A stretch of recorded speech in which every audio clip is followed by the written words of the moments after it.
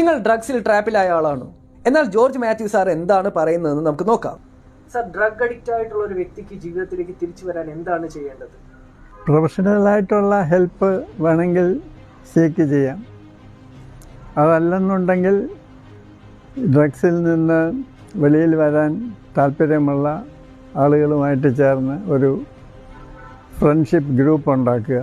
ഇതിന് self help group എന്നാണ് ടെക്നിക്കലായിട്ട് പറയുന്നത്. അങ്ങനെ പരസ്പരം ഒരു സപ്പോർട്ട് ഗ്രൂപ്പായിട്ട് നിന്നുകൊണ്ട് ഓരോ വ്യക്തിക്കും ഈ ഡ്രഗ് അഡിക്ഷനിൽ നിന്ന് മുക്തി നേടാം. അപ്പോൾ നമ്മളുടെ മെത്തേഡ് മിനി മാക്സ് എന്ന് പറയും. അതായത് ഒരു ദിവസം കംപ്ലീറ്റ് ആയിട്ട് ഇത് നിർത്തുക എന്ന് പറയുന്നത് പലപ്പോഴും പ്രായോഗികമല്ല.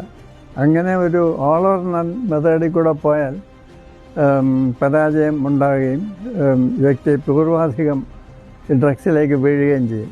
മിനിമാക്സ് പ്രിൻസിപ്പിൾ എന്ന് പറഞ്ഞാൽ കഴിയുന്നത്ര കുറച്ചുകൊണ്ട് വരിക. വേണമെങ്കിൽ 100% നിർത്താം. അത് സാധിക്കുന്നില്ലെങ്കിൽ പിന്നെ കഴിയുന്നത്ര മോഡറേഷൻ പാലിക്കുക. അങ്ങനെ പതുക്കെ പതുക്കെ പൂർണ്ണമായിട്ട് ഡ്രഗ്സിൽ നിന്ന് മുക്തി നേടാം. இந்த ட்ரக்கோட எஃபெக்ட்ஸ் என்ன தெரியுமா? நேத்தி வத்தல பாக்கு போகல அதோட மாடர்ன் வெர்ஷன் அப்படின்னு நினைச்சிட்டு இருக்கீங்க. நோ.